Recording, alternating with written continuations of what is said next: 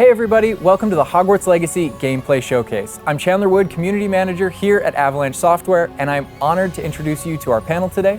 First up, we have community guest host, Ben Snow. Oh my god, I can't believe this is happening. Thank you so much for having me. And from the Avalanche team, we have Game Director Alan Tu. Hello everybody. And Systems Designer Mekenzy Toner. Hi. And finally, just off-screen capturing gameplay for us, Andrew Coram. Today we'll be giving you a taste of the open world via broom flight, a deeper look at combat using the Dark Arts Battle Arena, and a look at your personalizable home within Hogwarts, the Room of Requirement, where we may even see some beasts. And we're starting right where we left off in our last gameplay showcase, just outside Hogwarts, which I love that you can walk out of the castle after walking through everything and then just come out here and take off on your broom out into the open world.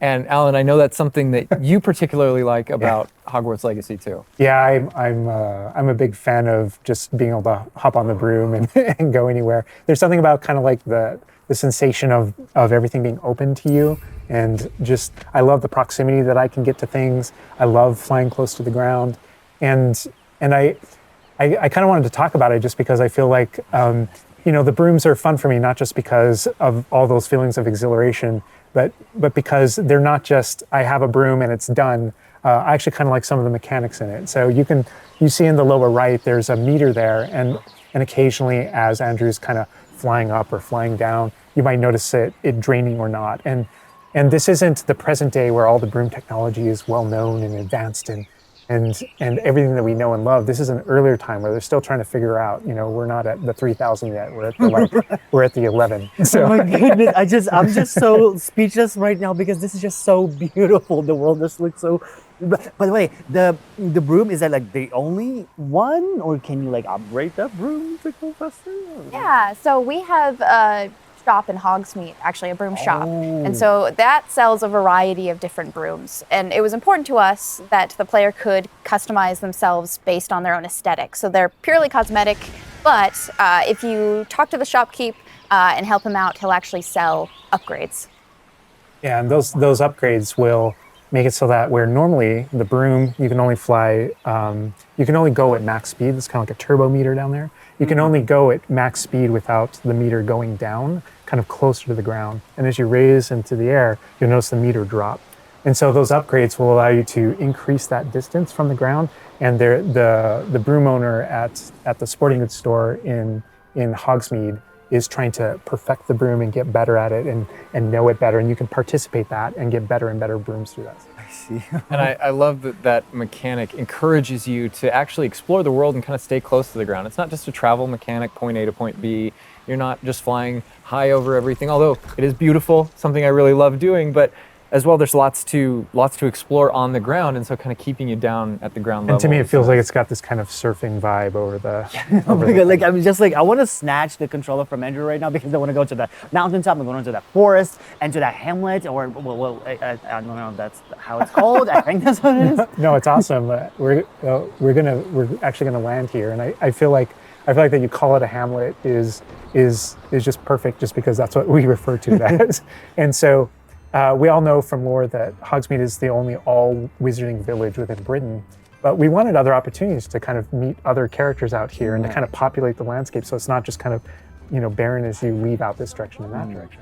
And so we just imagine these different dwellings, these different smaller locations that wizards might live in out in the Scottish Highlands. And so it's those. And so we refer to those as hamlets, and they're opportunities to learn those wizard stories, how those different locations have kind of like learned to live, what their relationships are with characters at Hogsmeade and Hogwarts. And so they're both quest opportunities out here and a chance to kind of get to know more of the area, even beyond Hogwarts and Hogsmeade that we've already experienced. And you'll also notice on the mini-map, like lots of little icons, and each one of those represent gameplay in the hamlets that you can participate in, whether it's a vendor or different puzzles and challenges or different secrets that exist. Each one of those icons are different opportunities for gameplay. And you'll notice that same thing as we venture out into the open world as well. So when you go out into the open world and you see those icons, whether they're on the mini-map or on your map or off in the distance, those things are opportunities to say, like, I want to increase my inventory capacity. They're puzzles left behind by old wizards, that you can solve that actually grant you those. If you see ruins off in the distance and you visit them, you might find opportunities to actually expand and learn about your ancient magic. And as you kind of encounter different enemies dotted on the landscape, sometimes those characters, poachers or dark wizards, might be hoarding different magical resources that are valuable to you as you're playing the game. So each one has kind of like a way to connect to our gameplay loops and provide different opportunities that just kind of reward you for poking around. I mean, I right away want to just cover all of those points on the map just by going over there. Well, we've flown on a broom already, but there is something that we haven't done so far, and that is getting on our flying mount. We're gonna hop on our Onyx Hippogriff here. The Onyx Hippogriff is our pre-order bonus. Oh my god, there he just like pops out of the the back. Oh wait, you can use it as a horsey? I mean, a horse. I mean, that is a horse. Yeah, as a hippogriff, you can totally ride it like a ground mount, and you can lift off into the air. And we tried to make sure that each of those interactions, so the broom's really good at reaching that top speed, at kind of traveling the world as quickly as possible. But sometimes it's really nice to get on the hippogriff because of that ground speed or those transitions. And sometimes it just feels amazing just to be riding around on a hippogriff. Look at it. Yeah, it really is kind of like, I don't know, it's a great feeling being on it. And it's a great feeling managing those transitions, kind of going from run to fly and just being able to go wherever you want. And we tried to make sure that each one of these things that you can interact with have a unique identity and a reason for being. And oh my god, like I see like different like areas, like a swampy area. By the way, can you go to like entire map anywhere you go? Or there are regions that are like locked from you? Yeah, as soon as there's kind of a moment where the world kind of opens up to you outside of Hogwarts as a student, and right from that moment, early on in the game, you can go wherever you want. And so you might find more difficult challenges in different areas, and you'll see different spots as Andrew's moving around, like you mentioned the swamp. But there, we have got like a coast, and we've got different types of environments out in the world just to kind of pepper your experience, reward you for exploring, keep things fresh. All those things exist as we're moving around. So cool. And I love that windmill. It's like so rustic. Like I keep forgetting that this is like 1800s. The Wizarding World we've never really seen before. Like it feels so authentic. Like it's part of it. Yeah, I love this vista too, and I'm gonna have Andrew stop here. We're gonna use a bit of dev magic to change the seasons. Actually, I want you to see what this world looks like covered in snow. Yes, yes, yes, please. I love snow. That's all I want. Oh, baby. Oh my god, this is so beautiful. Oh my goodness. This is so pretty. Okay, it looks so realistic. Oh my god, it changes the landscape like completely. Oh my god, does it have like actual like gameplay impact, like impact on the gameplay, or does it like it's just the weather of Scotland? Yeah, we really use it as a narrative marker through the game. So as you're progressing through your main storyline, it was important for us to kind of like have those moments that kind of felt like when you're reading the books or watching the movies where, you'll see kind of like the title card winter and now the landscape has changed and you're really feeling that passage of time while you're a student, going through your year at Hogwarts. And I think we wanted to duplicate that. And for me, it's really fun that it's not just on the outside, which I agree, I think it looks really beautiful, but within the school as well. So there are moments like when it reaches certain holidays or things like that, where Hogsmeade reacts to holidays and the school reacts to holidays, and you see the decorations around those environments change. That really helped just kind of make me feel like I'm there. Right. Yeah. And it's not just for the seasons, those kind of vibe things. Like we have a day-night cycle, and that day-night cycle, even though similarly, like it's largely about vibe, when you go into Hogsmeade in the evening, there's less characters there. Around the school, you'll notice it kind of dies down and quiets down just when there's just candlelight and students kind of like as you're walking through the halls. But in that day-night cycle is where we've kind of placed a few items where, whether or not you can collect them or whether or not you can interact with them that are a little bit restricted by the day-night cycle. Wow. And I love Andrew's flying up here, really high up on the hippogriff. And we're just looking at this view of Hogwarts in the distance. It's just absolutely beautiful. It's part of what I love most about flying around in this game, whether it's on a hippogriff or on the broom. No, I mean, you talk about going anywhere and things that you can see in the distance, and that's one of my I still can't get over, like, no matter, I played this so much, but I still can't get over the fact that I can see Hogwarts out there, and there's just something beautiful about knowing that all of the things inside of it, the classrooms, the students, the professors, all the places I can go, I can just fly my hippogriff, land in the courtyard, enter the front doors, and just walk, to the library, to class, or to greenhouse, or to my common room, that it's all contiguous and just kind of like one space is still exciting to me after all this I mean, time. I'm just I'm speechless right now. It's just absolutely beautiful. It's just, oh my God. As much as we want to spend a lot more time out here just flying around, experiencing the world, I think this is a great opportunity to switch over to combat. And last time we gave you kind of an intro to combat. This time we're going to really go a lot more of a deep dive on using the Dark Arts Battle Arena, which is part of our deluxe edition. All right, Andrew's got us in the Forbidden Forest, which is where the Dark Arts Battle Arena is. Which is part of the Deluxe and Digital Deluxe Edition. I love the way that the Dark Arts Battle Arena is actually part of the world. It's integrated into the world, so your experience is more immersive than just choosing an option from the main menu of the game or something like that. Reason to go to the Forbidden Forest. Exactly. There are many reasons to go to the Forbidden Forest, but he's also wearing the Dark Arts cosmetic set, and here he's pulling out the Thestral, which is part of that Dark Arts pack from the Deluxe and Digital Deluxe Edition. So we're going full Dark Arts here. That's good. That's what I like doing. But I like this battle arena. It is a great place to show off really combat in a big way, because it unlocks some interesting abilities for you and allows you to really play around with combat in a deep way. And is this like the only arena like this in the game where you can like practice? Yeah, so in the base game we have 2 combat arenas normally, and so everyone has access to those. And each of the combat arenas are an opportunity to kind of just go through a difficult combat challenge, fight through multiple waves in order to earn a different cosmetic for your character and add that to your collection. In the case of that's no different than the Dark Arts Battle Arena. That's also true. The combat arena, but one of the things that we're excited about in the Dark Arts Battle Arena that people can do is you come in preloaded with different abilities. So the unforgivable curses are something that everyone's going to have access to through the base game and going to be able to earn, and they can make choices in order to kind of like add that to their repertoire, and they can also commit to that down with certain talents and things like that. When you play the Dark Arts Combat Arena, you actually have access to all those things as kind of like a way to test them all. And so it's a chance to kind of like tour and play with the Dark Arts and decide whether or not that is a path that you kind of want to go down. But yeah, everyone has the same ability to explore the Dark Arts. This is just kind of like a way of previewing.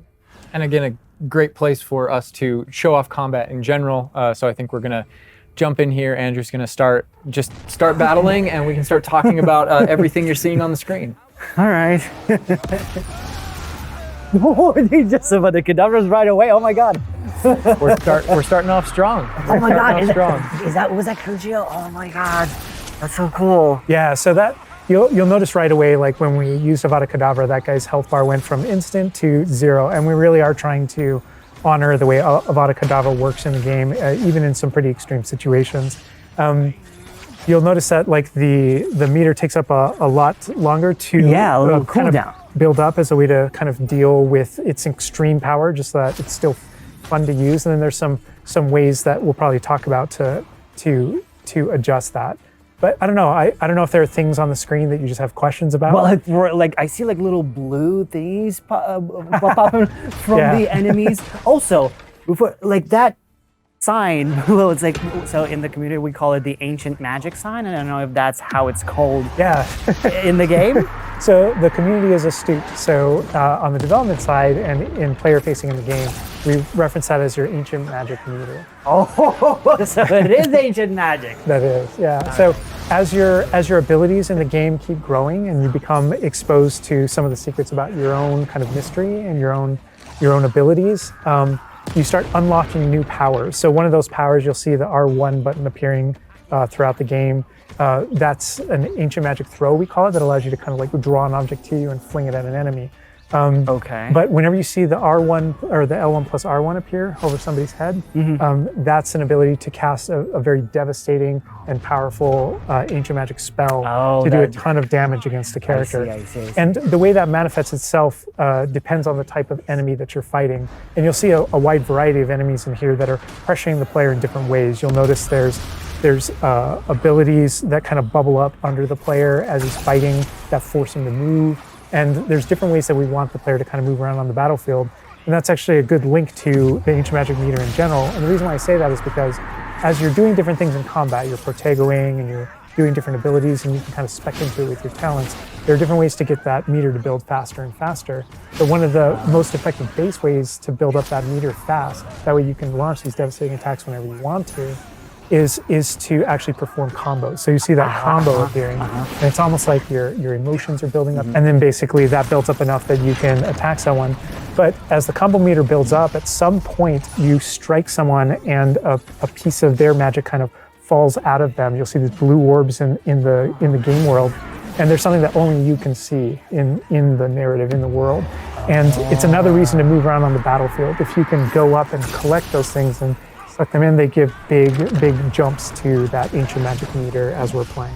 We're talking a lot about spells and magic here, but I think there's another huge component of combat, and that is the tools that you can bring to combat as well to kind of change the way you play. And I think Mekenzy knows a lot about what's going on with the plants and potions. And so the tools are really interesting because they're basically like a prior investment. So you can bring the potions and the plants that you grow in the Room of Requirement to combat to essentially kind of help you defeat enemies a lot quicker and more efficiently.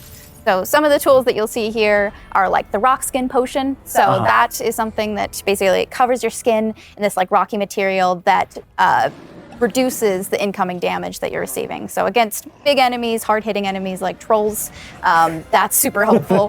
Oh my god, he's just destroying. The troll just collapsed from one of the cadavers.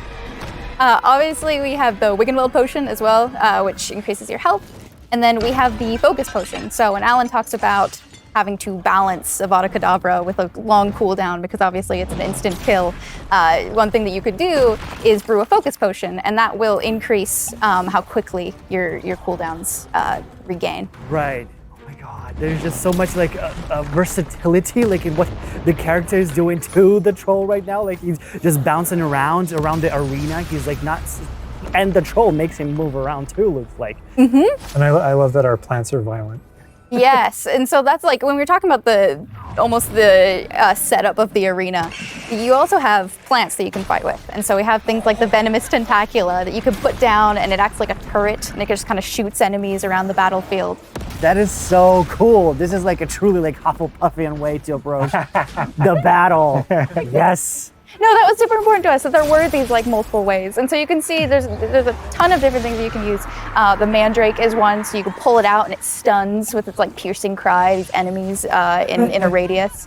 And another thing I want to call out that we're seeing on the side of the screen here is these dueling feats, which I love because I love anything that prompts me to play a game in a different way, a unique way. I don't want to get stuck in my style, you know?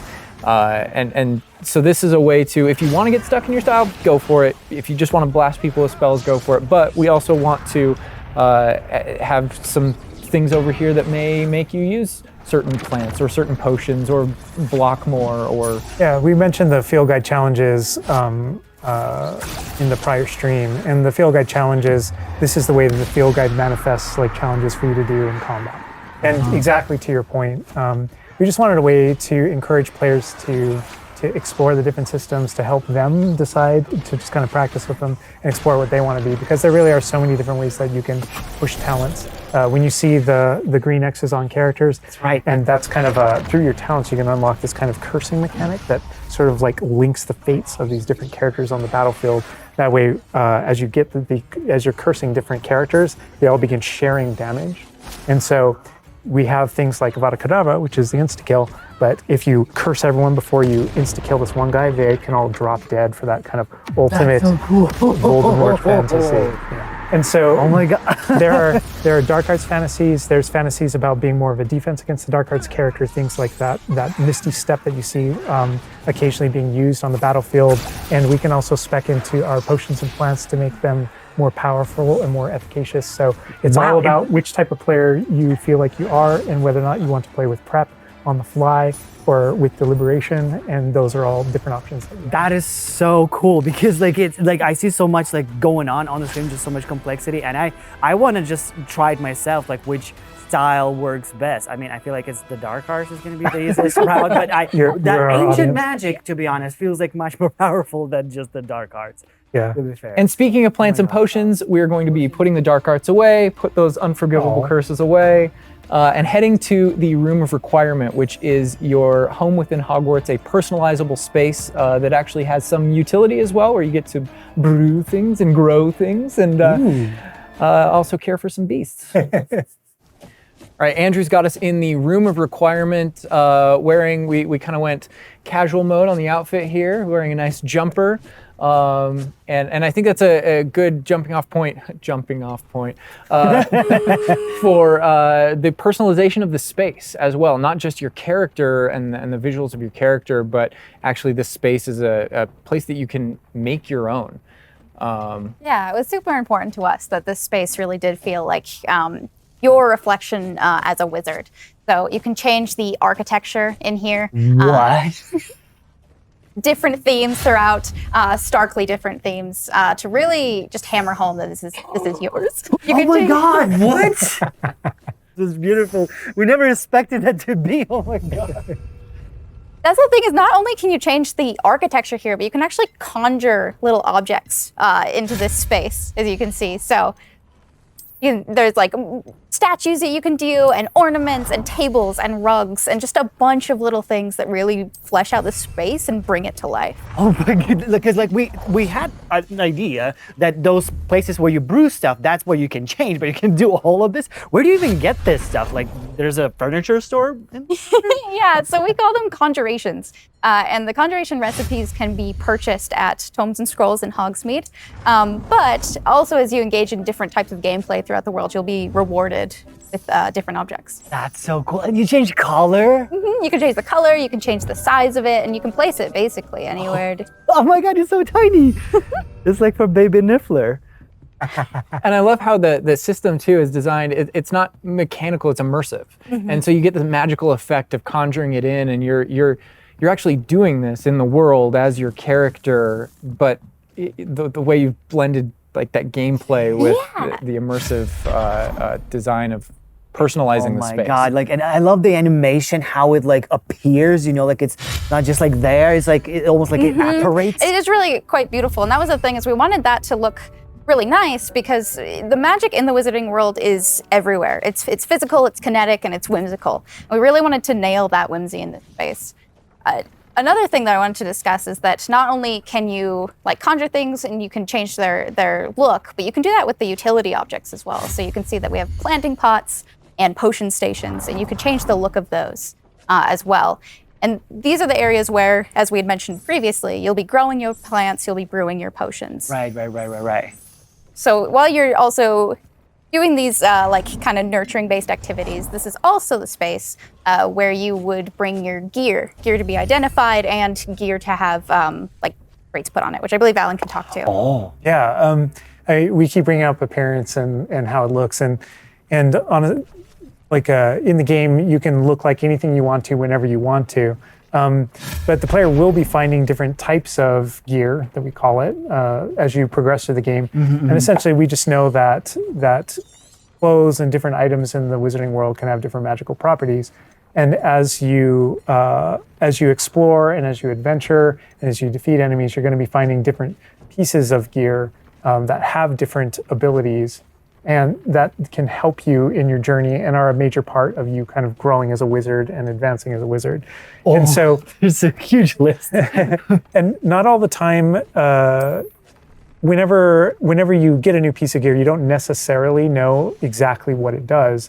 And so there is a station inside of the room of requirement that you can conjure. It's one of the first things you conjure, called an identification station, where you can actually bring that gear that you're uncertain about and learn what its abilities are. Right, yeah, that's so cool. And then as the space advances even further, and the space will eventually grow its own rooms, and you're going to get new recipes, like Mekenzy's talking about, all these different things keep expanding. And as it expands, eventually you're going to earn what we see here, which is called a loom. And when you set up a loom, it's an ability to essentially customize exactly which magical properties are on your gear and take any piece of gear and adjust its properties and to tweak what it does. And I mentioned earlier that you can make anything look like anything. The collection of appearances, we call it, or cosmetics, we've been referring to it in this stream. Those types of things you can use, and you can apply a look to any other look. So if you get a piece of gear, you put it on, you look like that, but you can change it to look like whatever you want.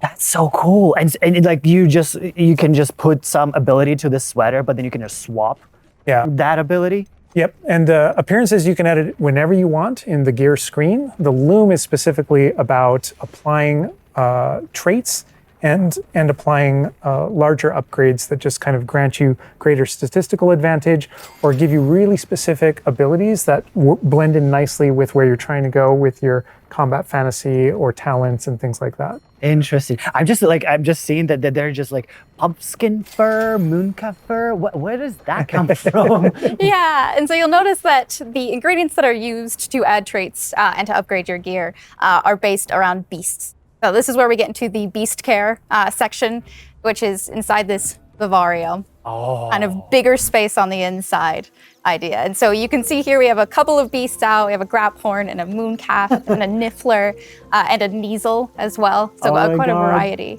Oh my God, he's just like a big puppy. They're so cute. Cuddling. Oh my God, they're together. Oh, that's so cute. They're adorable. And so part of beast care is petting them as well, but feeding them too. And so once you do those things, that's when they feel safe enough that they'll give you their magical ingredients. So mooncalf fur, niffler fur, etc. That can then be used in your gear. That is like so like intuitive because like that makes sense because when you touch the animals, you get some fur leftovers. That's so. Oh my God. Yeah, and we really want to hammer home the fact that this is like a home that you're making for them. So in the overland, you can find these beast dens and rescue these beasts. Part of doing so is brushing them and feeding them food as well, and to build that relationship with your beasts. In addition to be able to care for beasts, you can actually conjure things in this space as well. The house, the cottage. Yeah, right. And so we have like a lot of little ornaments in this area, and a lot of them are purely cosmetic, but they look really cool. Again, it's the personalization of this space. Oh my goodness, no, this is like, I'm gonna spend 8 hours just designing this whole area to personalize. This is like cool, it's like you have this little play area, like a personalized fish tank, so to say, just for the creatures. I love it. Yeah, no, totally. And there's like a decoration aspect, but there's also, we were saying inside as well, is there's a utility aspect to it too. So as you progress in the game and you're able to purchase more conjurations, you're able to speed up your process. So one of them, for example, is the food processor, which allows for the beast in the space to automatically get feed, so you don't have to do it manually. And so you're really building the progression for yourself here. In addition, there's also a toy box where you can play with your beasts. And you'll see here, yeah. So you can, there's a bunch of toys in it, and each beast has their own favorite toy. So as you can imagine, the mooncalf really likes the moon ball, or the kneasel, as like a little cat, really likes to chase the yarn ball as well. Right. And they're super cute. Oh my God. Watching them, it's so cute. And the big thing we really wanted to hammer home is that the world is a dangerous place. And so by going and rescuing these beasts and bringing them back here and caring for them, you're really helping them out. There's poachers in the overland who hunt these beasts for their material. So instead, you're caring for them. You're giving them a home. Right. Oh my God, this graphorn is just gigantic. But he looks like my dog. My dog's right now for sure. You could actually name them as well. So like your dog. So getting back into that personalization, you know, yeah, we didn't want you to just like throw in, oh, here's a Graphorn in here. Like, this can be named whatever Andrew's about to name them. Bruce. It's a good name. You know, we've created this really nice space, and you can get additional vivariums, correct? To different kind of aesthetics and looks to where you're keeping your beasts and caring for them. Progression is a big part of this space as well. So as you progress through the story, you will unlock more vivariums. So as you can see, this one's quite meadow themed, big, open, bright. But there's other ones, say like a swamp that you might encounter. And it's really a visual effect to and more space for your beast. Oh, so it's like those, so when we're inside the room requirement, there's like on the left, there's that moon glow from one entrance and then some shrubbery going on the right. Is that what you're talking about? Yep, that's exactly it. Ah, oh, you put trees in here too. Oh my goodness. And another thing with the beast care that I think is great, you know, tying back to this same kind of thing that you did with like the broom, where the broom is not just a method of travel, it's actually built in and integrated into the world. In the same way, like beast care isn't just this added element. You're not just throwing it on top. There's really this like narrative and integration to everything connects. So as you progress through the missions, you'll expand this space. As you earn resources, you'll go into Hogsmeade and use them to unlock the gameplay here and unlock new conjurations and different things to play around with. In the open world, it's in those different environments, like the different combat and conflicts and bandit camps and different things like that exist in the overland. Those things are what hold recipes that exist in the loom. So all these things have a way of connecting. Moonstone that you find out in the world is the resource that we use to conjure everything. That's found throughout the world. Forageables are used for recipes. So really everything's like a cycle and keeps you coming back. But even with the story that's being told too, I think people know who Poppy is and that she has a particular affinity for beasts. Yeah, I mean, I think everything we're seeing here, you know, you're going to be venturing out into the world, and this is just kind of the tip of the iceberg, even of kind of like your interactions with beasts in that narrative. So, you know, you bringing up Poppy, there are more kind of mysteries to discover and things to discover out in the world that have to do with her and that have to do with caring for beasts. And so different characters have their own stuff that just kind of make this all just kind of like the beginning of your journey. Well, we could spend hours in here, but we're gonna have to end the stream now. What do you think about what you've seen today?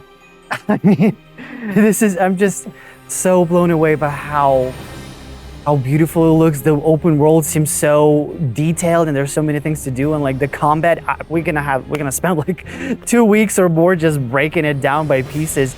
There's just so much to this world. Like, I'm so happy you guys did this overall gameplay. And that's just the tip of the iceberg. We've got more for you to discover and find on your own. Thank you so much for being here. Thank you for watching. Hogwarts Legacy is available for pre-order now. It releases February 10th with 72-hour early access for owners of the Collector's, Deluxe, and Digital Deluxe Edition. We're gonna wrap things up, but first we've got a little surprise for you. Bye.